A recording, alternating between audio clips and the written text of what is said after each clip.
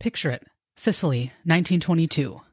I kid. We are not doing another show about the Golden Girls. However, let's picture something else. There's an ominous-looking sky and clouds above, flashing quickly as they pass by. Horses cascade across the setting sun on the horizon. Flames, for some reason, burn randomly in the left-hand corner. There is no fireplace or campfire, just flames.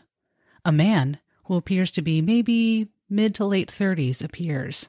He has long, wavy, dirty blonde hair.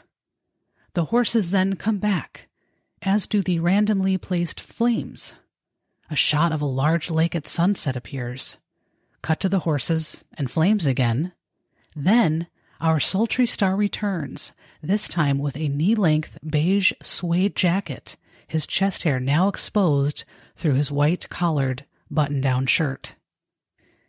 This is not a passage from a grocery store romance novel, but rather the first 30 seconds from the music video for the song Said I Loved You, But I Lied by Michael Bolton, which was probably my sister's favorite Michael Bolton song.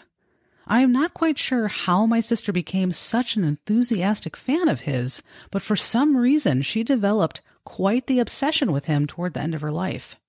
She played this song over and over again while my family and I were driving together one of the last times that I saw her. She kept making it seem like the next song she was going to play would be something different, but she continued to put this song on repeat, much to our dismay and her satisfaction. Due to a medical situation that my sister had, for the last few years of her life, she often sat in the front passenger seat of any vehicle that she traveled in. As a result, she was often in control of what music was played. That was really a blessing and a curse. One other example of her unrelenting desire to drive me absolutely nuts with her music choices came when she, myself, and my mom were driving to visit my grandfather. Although I'm sure I had used the facilities prior to our departure, let's just say I probably drank a little too much water and coffee that day and suddenly needed to use the restroom really, really bad. Okay, the train needed to pull into urination station. Okay, there, I said it. While on the way there, her phone was connected to the speakers in the car and she blasted the sound of rushing waterfalls and rain for the remainder of our ride there, despite my demands and pleas expressed while hunched over in a liquid-induced pain that she turn it off for the love of God. She didn't, of course, and with a sinister laugh, she played the Bed Bath & Beyond relaxation CD sounding music until we pulled in and I immediately ran out of the car to find the closest restroom. This was classic Becky. It was certainly frustrating in the moment, but absolutely hysterical in hindsight. Back to Bolton, though. At 67, Michael Bolton has led a life that is so much more interesting than you may think. If ever there was a performer that was determined to succeed despite many, many setbacks, it was him. An illustration of this is prior to his explosion onto the music scene, he had 9 failed albums in 18 years. On today's show, you will learn all about the life of Michael Bolton, a man crush for many a middle-aged woman everywhere in the 1990s, and my sister, of course. We will discuss his early life, his struggle to show the world his talents, his success, and his humanitarian endeavors. So put on your button-up denim shirt, tuck it into your denim jeans, and stand in front of the Grand Canyon with your fists clenched while singing to the heavens. Here we go.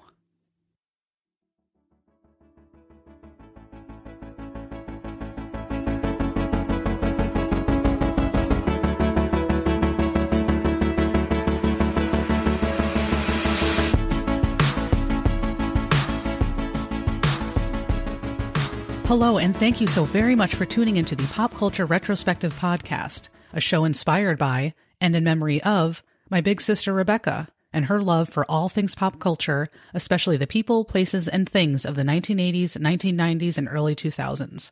My name is Amy Lewis, and I'm your captain aboard this pop culture time machine.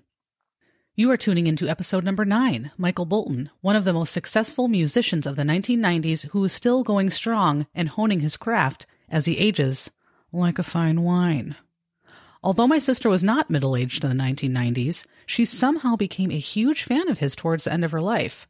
After learning more about him, I can see why he became such a well-known and respected performer who has been in the music industry for about 50 years.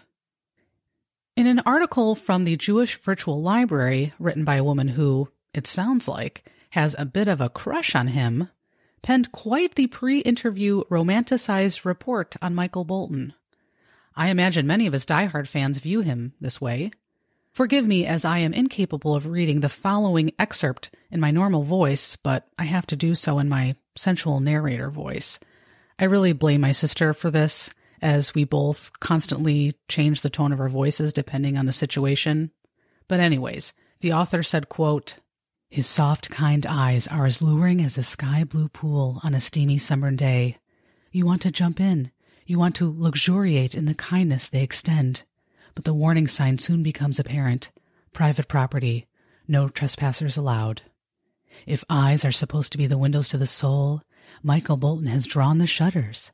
Although a glow of the man comes through, they are nonetheless guarded, wise, discerning, and savvy to the subjects of their scrutiny. If one desires to get to the essence of this singer-songwriter who has lyricized and vocalized humanity's most profound emotions, it won't be through his baby blues, but rather his lips, the same lips that have kissed his 3 little girls goodnight, the lips that have loved the world's most beautiful women, the lips that have told critics to kiss off, and the lips that advocate for vital humanitarian causes. But Michael Bolton offers no lip service and puts his money where his mouth is. That being the case, Bolton has invested wisely. With indisputable talent, a love for singing, and a single-mindedness about his passion, his life's course was set since childhood." End quote. Get a room, lady. Oh my God, if you love him so much, why don't you just marry him? Anyways, speaking of childhood, let's get to his early days. Michael Bolton, known professionally as Michael Bolton, was born on February 26, 1953 in New Haven, Connecticut. He was the youngest of 3 children born to parents Helen and George Bolton, who were of Jewish descent. His brother's name is Orrin and his sister's name is Sandra. Both his maternal and paternal grandparents were Russian Jewish immigrants. Michael's father worked for the city of New Haven, and his mother was involved with women's organizations. In later years, she would work at a crisis center. He was raised in a very liberal home where his parents taught their children to love and respect people from all backgrounds, which has stayed with him his entire life. That was a pretty progressive way to raise your children, considering segregation was still happening until the mid-1960s. Early on, Michael developed a love of music from all genres. Part of that love came from his older brother, who would often play music for him to help expose his little brother to all different kinds of music. He developed a strong interest in blues music, especially musicians from the city of Chicago. Around the age of 7, he started to play the saxophone. By the age of roughly 11 or 12, he started to hear and learn lyrics from music as well as understand their melodies, which sort of reminds me of one of my favorite artists, Justin Timberlake, who also at a very young age had kind of a deep understanding of music and was able to harmonize with music that he heard on the radio. His parents would eventually divorce, and when Michael was 13, his father sadly passed away. Around the age of 14, one of Bolton's friends taught him a few guitar chords, and shortly thereafter, Bolton learned even more chords on his own. Later in his teenage years, he began playing music and singing in bars. He really wanted to pursue a future in music. His mother was very supportive of his aspirations. She even allowed Michael to have a drum set in their basement apartment. During what would have been his freshman year in high school, he was tutored, and when he was 16, his mom signed off on the papers needed to withdraw from high school. And amazingly, he was offered his first record deal shortly thereafter. His mom actually had to co-sign on the record deal because he was still a minor. His strong work ethic was apparent early on. He wanted to make sure to create the best music possible and do everything he could to gain as much knowledge about music performance as he could. Sadly, after just 1 year, he was dropped from his first record company. They softened the blow by mailing him a letter that said, "You are free to pursue options with another company." Which sort of reminds me of dating as a teenager, where the eventual dumper says to the dumpee, "We should take a break," which really means we're breaking up. I just don't have the guts to say that just yet. But anyways, beginning in 1975, he recorded 2 albums with RCA. He learned a ton along the way and spent a lot of time in the recording studio, but he was also dropped by RCA. Also in 1975, he got married to Maureen McGuire. They would go on to have 3 daughters together and would eventually divorce, but that was much later. He was then picked up by a production company that would go out of business while he was signed to them. He had already completed an entire album, but it was not released prior to that production company's demise. Michael struggled to provide for his family during this time. He had to figure out how to somehow provide for his family and pay his bills. So he started a side gig of writing commercial jingles and found some success singing about being all you can be in the Army, and did some advertisements for various soda companies, including Coca-Cola, Dr. Pepper, and Pepsi. He's recalled a funny story a few times during interviews about how he once opened up a cooler and realized he had sung jingles for all the soda cans that were inside. Despite all these setbacks, Bolton really maintained a positive and optimistic attitude. He felt that although he wasn't a household name just yet, the experience he had developing music was invaluable, and the networking opportunities were also extremely important. Changing course a bit, his manager connected him with someone who worked for a record company called Polydor. Bolton eventually met with him. He said he loved his music and loved his voice, and he wanted him to be the lead singer of a rock band. It was the late 1970s at this point, and he was in his late 20s. So, Bolton joined the group Blackjack. It was a short-lived group lasting only 2 years, but they did release 2 albums and went on a small tour in the States. They also opened for Black Sabbath. I'll post a link in the show notes to one of their music videos. They look like a sort of typical hair band, but it's pretty obvious that despite their lack of success and poofy hair, that Michael Bolton really and truly had and has an amazing voice. During the time he was with Blackjack, he was also writing music for other musicians to perform. Eventually, someone from Columbia Records reached out to him and told him that he should give up the rock band and writing music for other artists. He told Michael that he was the one that should be performing.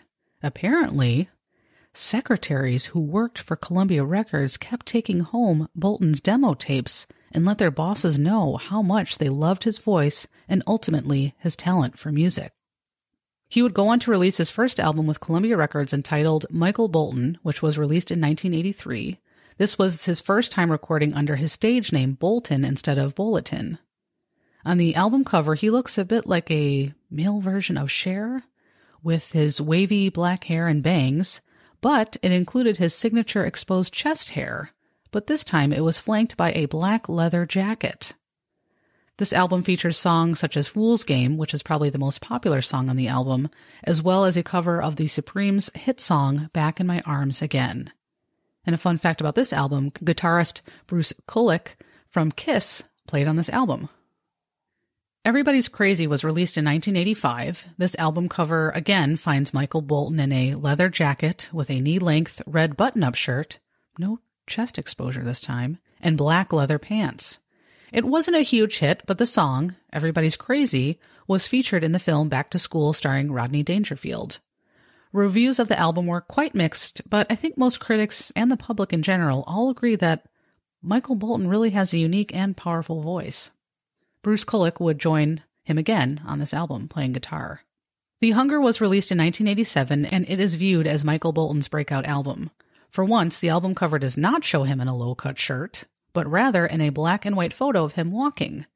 His hair is clearly now lighter in color. His beautiful long locks are being blown back by a gust of wind, or perhaps a large fan, depending on where the photo was taken, which isn't clear.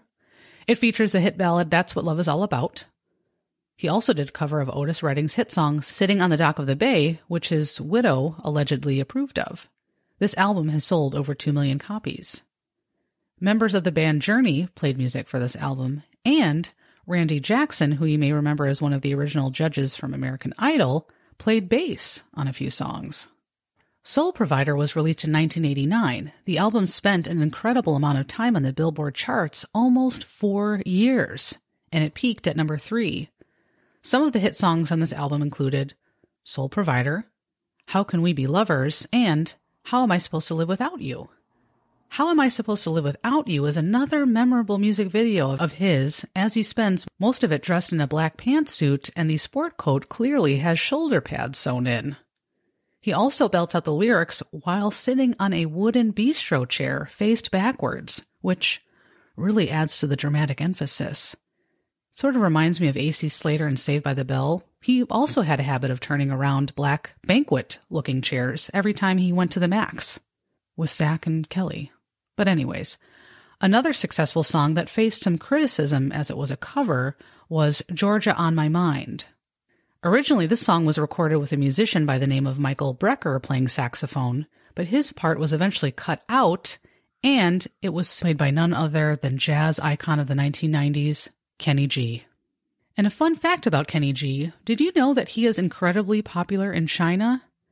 Yeah, that's right, he is.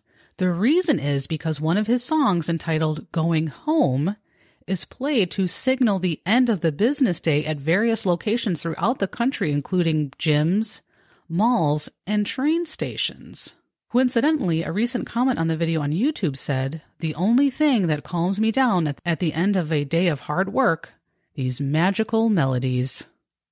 My parents were huge fans of Kenny G when I was growing up, and I know that that song Going Home, among many other Kenny G songs, was often blasting on our humongous stereo system in our living room, especially on weekends. Nothing says a weekend's here, let's kick up our feet like some Kenny G. You know what I'm saying?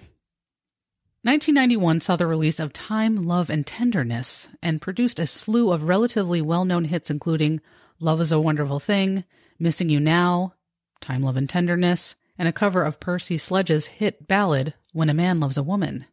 Percy Sledge, in case you didn't know, is a multi-million copy selling recording artist who was inducted into the Rock and Roll Hall of Fame in 2005. He was actually an orderly in a hospital before making it big as a singer. It's pretty cool. Jim Carrey did a pretty hilarious parody of Bolton's version of this song on the show In Living Color, which we watched constantly growing up. He has on a long, blonde, curly-haired wig, as well as an oversized white pantsuit, again with a sport coat with huge shoulder pads. He basically sings about how Bolton swiped the song from another artist and profited from it. Carrey belts out some modified sarcastic lyrics, which are starting to really strain his vocal cords, and all of a sudden his head explodes off and lands in the audience, and women are starting to fight over the various parts of his decapitated body. It's kind of morbid, but hilarious all at the same time. I will post a link to the video in the show notes. Some greatest hits albums followed in 1992 and 1993. Bolton's ninth album, The One Thing, was released in 1993 and features my sister's favorite Michael Bolton song, Said I Loved You But I Lied, which reached number 6 on the Billboard charts. It was not as successful as some of his previous albums, but for die-hard Bolton fans, it was an excellent piece of work. It sold over 3 million copies in the U.S. alone.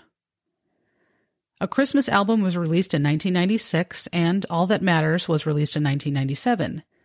Again, both of these albums didn't achieve as much success as his previous albums, which some critics feel is due to the rise in popularity of pop music at this time.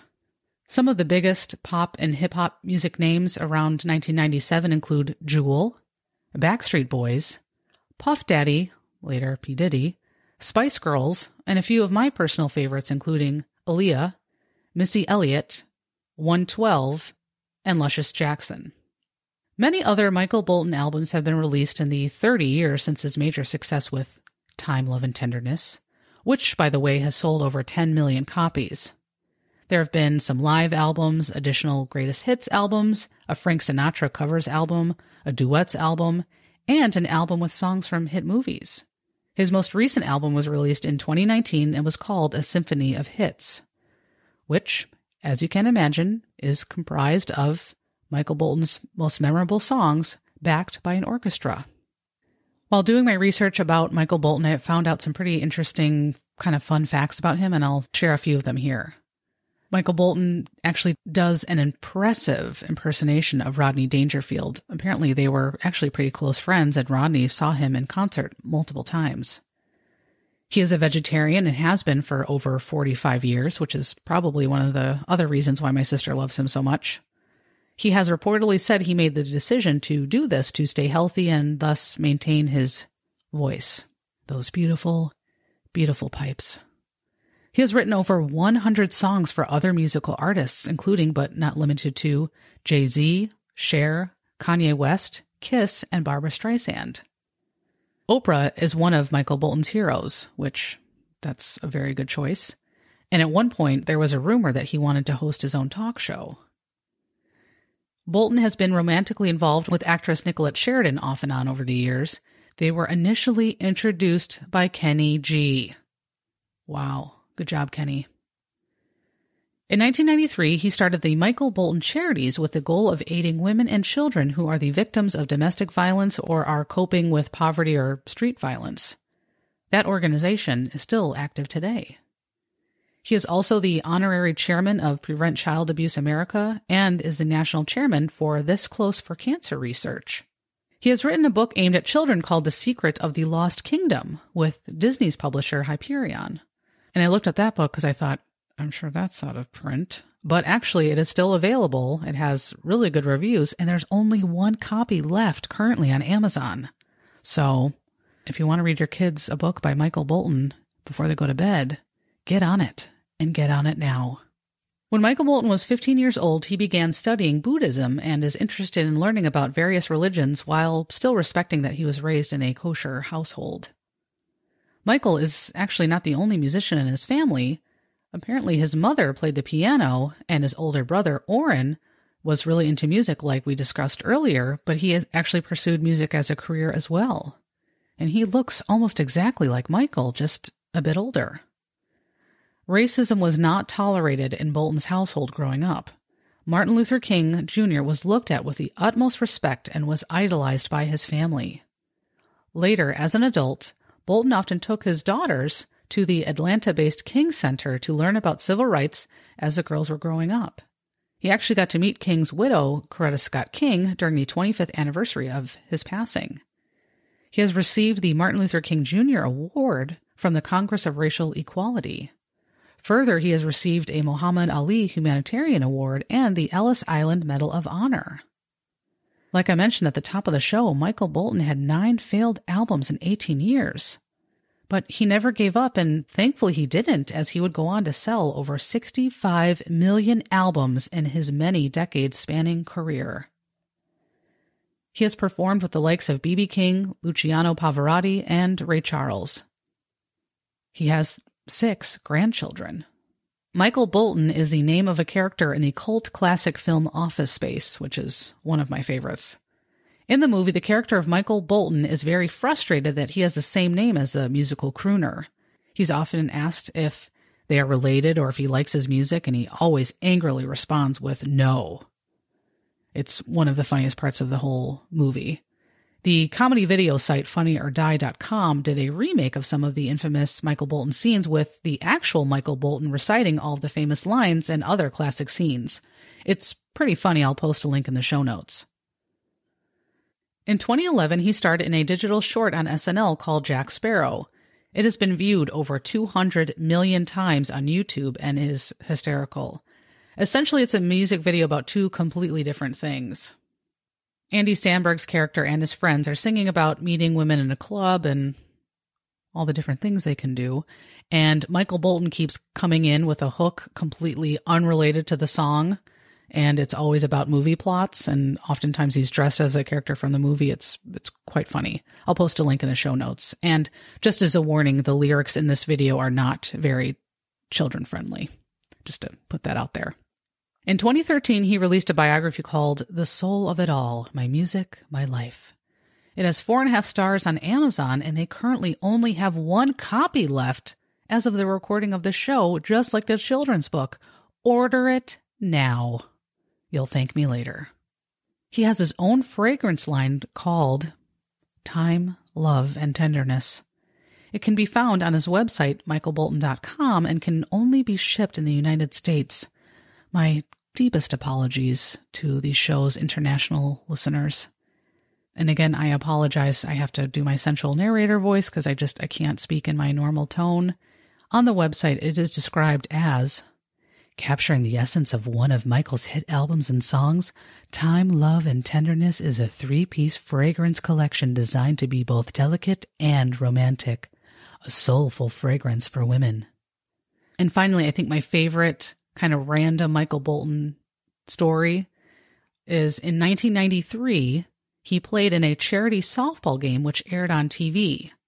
It pitted his team, the Bolton brothers, which was comprised of Michael, of course, and his bandmates, and they played against Jordan's Air Force, which was comprised of Michael Jordan and a team of famous celebrities, including Tom Selleck, Chris Chelios, Magic Johnson, and MC Hammer, which I'm hoping that somehow I can work in MC Hammer into every episode because there's like 6 degrees of MC Hammer.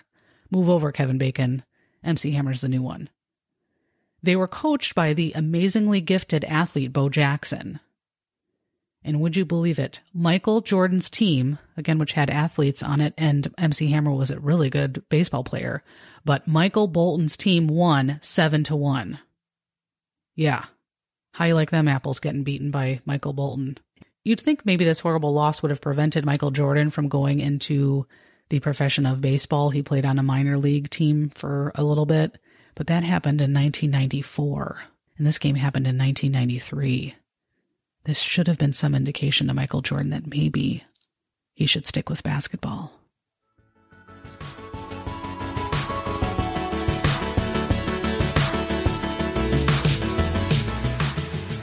I hope you've enjoyed this look back at the life and career of Michael Bolton, a world-famous musician who embraces his past, filled with long hair, shoulder pads, controversial cover songs, and an undeniable drive and talent.